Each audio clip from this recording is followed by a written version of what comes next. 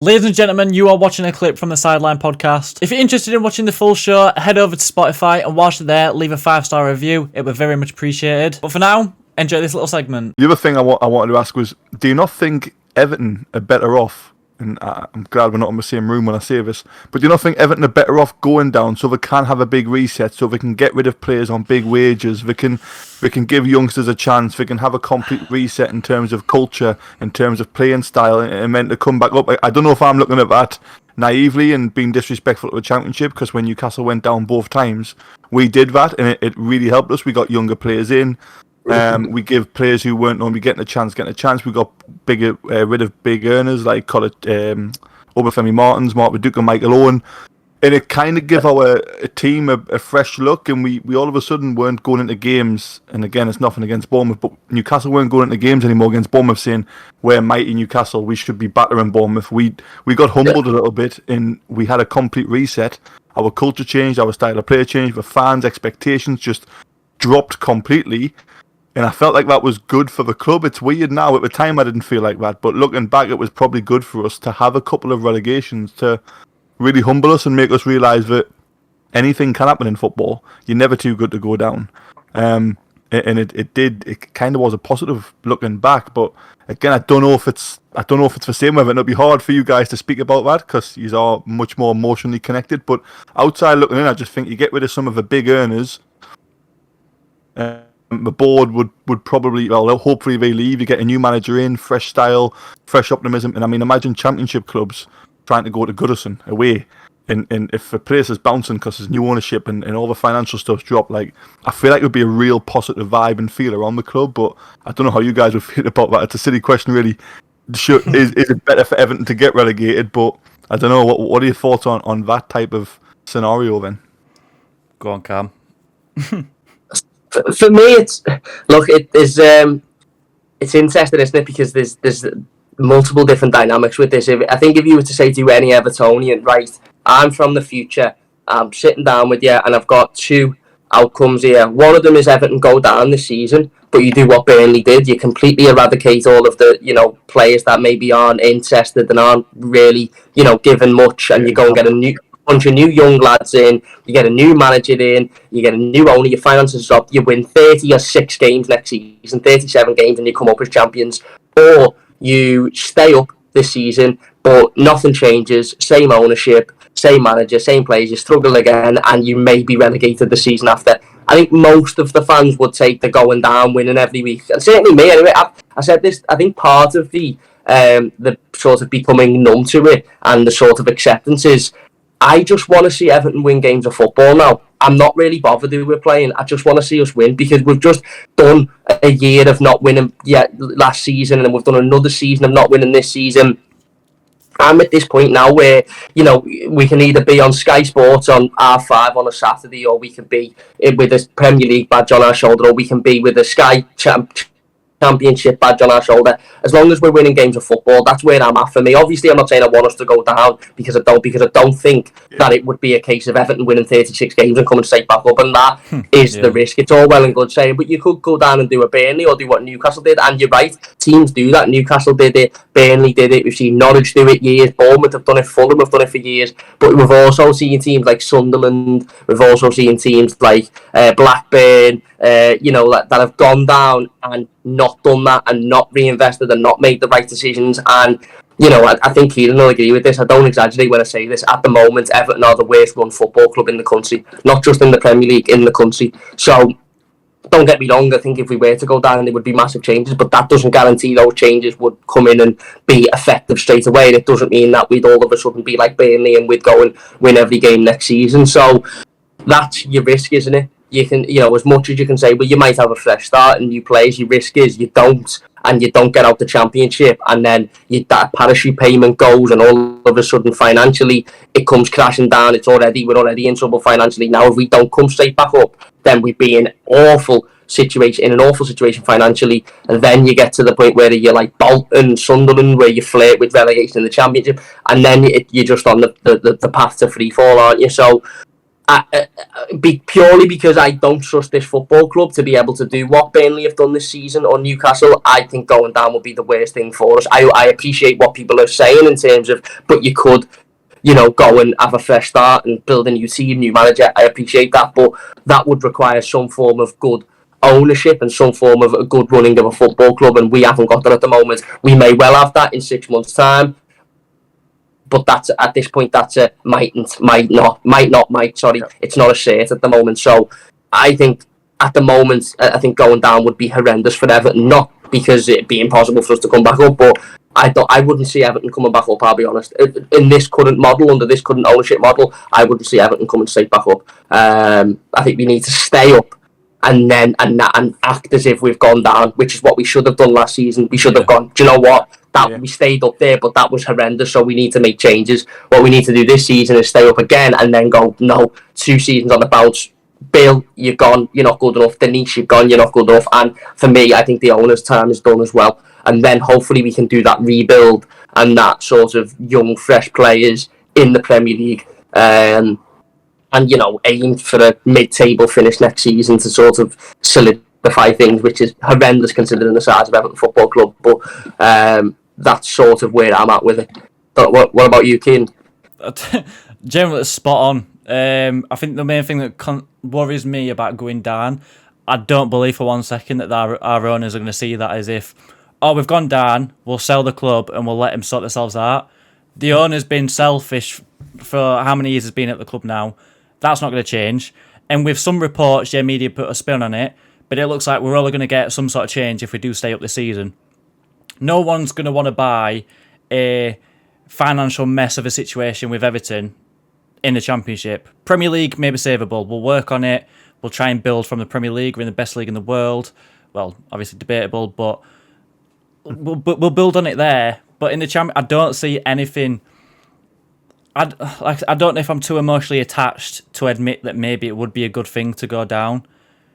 I don't see any benefits from going down, especially this season. I do think go back in time. Sorry, mate. No, I was just going to say, I do think the problem with going down and the ownership model is, I still think we'd be sold, but the problem is the price would significantly drop. Nobody's paying £600 million for the Championship club, and what happens when the price significantly drops is you open the door to more suitors who may not necessarily be good at what they're doing or may not necessarily know how to run a football club. And I know we've got I know we don't have anybody who knows how to run a football club now, but once that price drops significantly, you have people sniffing around going, oh, actually this is Everton Football Club, massive football club, new stadium, we'll have a go at buying them, and wouldn't put it past Michelle to just sell to somebody because he's had a coffee with them and he likes the way they speak. And then that's when you get into the danger of bringing in another person who hasn't got a clue what they're doing. And then, not saying that, if you bring in somebody for £600 million, they'll know what they're doing. But the more people in the pool, the more options there is for the owner to make a bad decision. And he's made a lot of them in the past compared to the maybe 2 good decisions he's made in 6 years at the football club. That's a great point, actually, about going down there and then it opens up to more buyers. Weirdly, as a Newcastle fan, when you first said that, I thought Mike Ashley might make a bid for Everton, and I mean, again, I can't compare because it's outside looking in, but if Mike Ashley buys you are in trouble. Just to kind of stay on that though, I've said to Kieran loads that outside looking in, the Everton owners, and again, I'm glad we're not in the same room again because I get my head ripped off saying this. Now, I'm not saying we're not bad owners because we're awful in terms of the mess we've got you in financially and the mess we've got you in on the pitch, and if they've made the decisions to bring them players in, it's horrendous. But just looking at, I think it was something like £700 million spent in something like 8-year brand new stadium on the way. And again, this is me being completely naive because I'm not involved in Everton. My opinion on this is completely invalid almost because I just look at the signings they buy, the money they spend, and it looks like it's ambition from the outside. But it would be great to hear, and probably for other people as well, when we get comments back on the podcast, that maybe it would be good for you both to kind of give your own opinion on why it is so bad. Because, like I say, outside looking in, £700 million spent in 8 years, brand new stadium on the way, a very exciting time. It would look like if things were going well on the pitch. But is it? I guess the question is it because things aren't going well on the pitch? Why it is so bad? Because let's just say you were 9th or 8th this season. and Onana looks like a great signing. Dyche could have been a stroke of masterclass if he got you up to 8th and stuff like that. Then would it still be as negative? Would it still be the owners must go? This has to be the end, or is it just because of results on the pitch? Again, I'm completely naive, and please don't knock us out. Yeah, go on, Keith. I'll let you go first. It's the one thing that I think's really got to me with the owners and made me hate them. It's the stuff off the pitch. Like on the pitch, you can blame the players, you can blame the manager, but it's stuff like who throws their own fans under the bus with the whole headlock situation or all the harassment that apparently all the fans have done to try and get their own, sort themselves out and get all this negativity away from them and put it onto us fans when all we've done is support our club, help our club. We wouldn't have stayed up last season if it wasn't for what we did. In terms of, like, what other club's doing that? Let's be honest, what other club in a relegation scrap is turning up week in, week out, giving our support 100%? Leicester away, I remember that last season. So to throw your own fans that have done nothing but support and love the club under the bus for their own case, and then the financial, yeah, they've spent money, a lot of people would love for their owners to spend money, but they've not done it responsibly. We've had a director of football that we've not even looked at once. Obviously, it could be rumours, it might be just Marcel Brands. Obviously, he's not related to the club, so he might be bigging himself up. But the amount of times and get another job, isn't he? That's what he's trying to do. The amount of times that the owner's gone against what he's come in.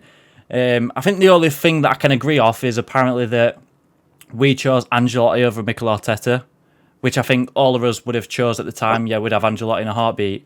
But yet again, whether that's just word of mouth, I'd have him back in an heartbeat.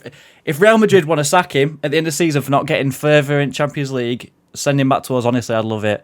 But it is. And that was an ambitious decision. Like, again, spend the money, bringing in a world-class man. Like, it's so. I remember when Ashley was still at Newcastle, and I remember, obviously, we've been friends for a while, Kieran, and you were saying, "Oh, we're owners," and I was like, "Well, at least your owner spends money." We were bringing in I can't remember his name, Emmanuel Riviere for like 4 million, who was probably one of the worst strikers the Premier League's ever seen. And I was like, at least you guys are signing Sigurdsson and you're signing these players, and you've got Ancelotti, we've got Steve Bruce with Mike Ashley, and we're spending nothing.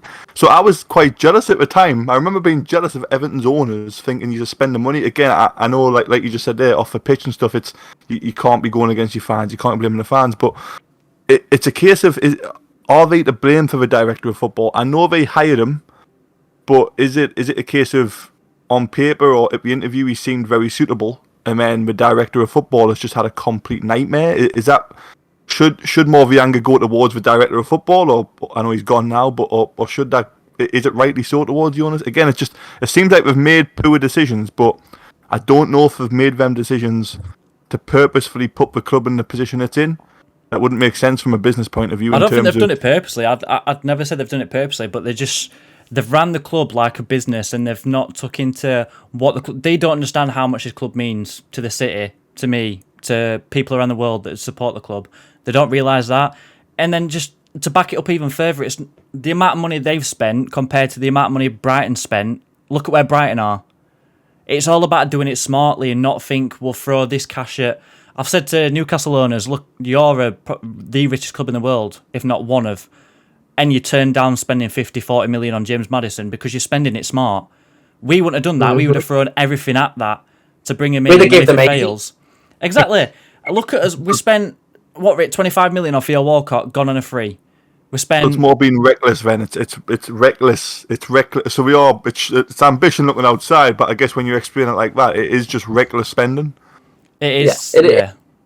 What it is it's like going into Smith's toy superstore with your kid and giving him your bank card, and then when he goes and spends thousands of pounds on useless toys he won't play with in 3 weeks, going, "Oh my God, that's your fault. That's not my fault because I've given you the card. That's your fault." That is brilliant. No, it's not. That is a perfect way to explain it to a neutral. Perfect. And that's what it is. The reality is I agree with Kieran. I don't think it's done in ill intention, and I don't for 1 minute believe that anybody at Everton has got, their sort of agenda is to get Everton relegated, or they hate Everton or whatever. I don't think there's any sort of spies or moles at the football club, for lack of a better phrase. But what we do have is people at board level and at decision making level who are simply more invested and more interested in their own personal gain than the football clubs, and that has been proven time and time again. The owner has made decisions based upon of what he has wanted as opposed to what's actually best for the football club. I know you've referenced that Marcel Brands interview, and I think you made a really good point, mate. There probably is a little bit of "it wasn't my fault, give me another job" sort of scenario in there, but he does say some things that I believe to be true that are fairly concerning. Things like the owner would be on his yacht in Monaco and he'd phone up Carlo Ancelotti and tell him what team to play for the upcoming game, and you sort of sitting there thinking you are okay, a multi-billionaire, and you're an accountant and you've made all this money, but you've got no idea about football or football decisions, and you're winging up a 3 times Champions League winner to tell him which players to play. You know, in that interview, Marcel Brands references him wanting various different players at Everton, and instead Machiri bringing in players like Rondon because Benitez wanted them, and Benitez went completely behind Marcel Brands' back in that sense. You know, he's made numerous decisions, Machiri, that have just screamed, I'm making this decision because I want to, as opposed to because I've been told. And, you know, we've heard numerous stories and tales, not just publicly, but I've heard privately of people saying, basically, he doesn't listen to you, even though you might know about football and you might say, I want this player. He goes, well, I like the look of him and I want to spend 50 million on him instead. And then you've got Kenwright, who again is very egotistical, very much about me, very much sort of, well, I'm not that bad, look at me, I'm doing a brilliant job. And he's written a couple of letters publicly to Evertonians this season that have just been, quite frankly, sickening to read. One of them referring to Frank Lampard running up to the board members after the Palace game because he recognised who was her biggest supporters. Well, no, there's video footage of Bill Kenwright actively saying to Frank Lampard, come up here, and then Frank Lampard going up. So he hasn't rushed up to acknowledge his biggest supporters. He's been given an instruction by his boss, and he's gone up because he's been instructed. And it's just things like that that scream, although it's not, I don't think it's been done on purpose. I think pretty much every decision maker at the top of Everton Football Club are just simply enable and do not want and will not take responsibility and take accountability for the reason we're in this position. I can guarantee you, if you sat down with Bill Ken right now, or Farhad Machiri or Denise Barrett-Baxendale, not one of them would say, you know what, I hold my hands up here, that's my fault, we're in our second relegation battle on the spin.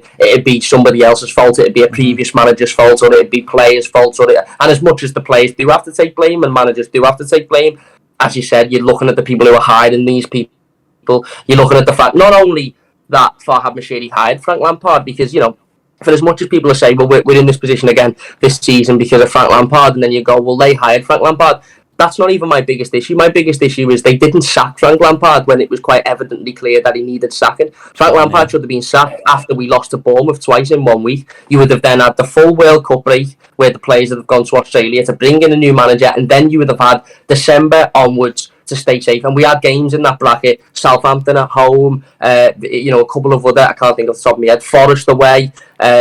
We had various games at Goodison that were, and away from home, that were very winnable, that if we'd have brought in a new manager, we could have gotten points, and we could be sitting here today having a completely different conversation. But they didn't. They did what they've done with a number of previous other managers, and they left Lampard in the job until it was bang clear that he could not continue, to the point where you couldn't bet on him being sacked because it was that clear that he was going to be sacked. And that's what this Everton board have done for years, is they've left decisions until it's become so they've not got the, I don't want to use the phrase balls because I want to come across as a bit professional, but they haven't got the bottle to make the decision. When now, if Frank Lampard had been sacked after that Bournemouth defeat, yes, there would have been a few people saying, oh, that might be a bit harsh, that might be a bit premature, but it would have been the right decision. Look at Aston Villa. Aston Villa didn't waste any time sacking Steven Gerrard. He brought in a brilliant manager in Unai Emery, and they've been safe for months, and they'll be all right next season, and they may even get Europe this season if a couple of results go their way, or they certainly have been in that race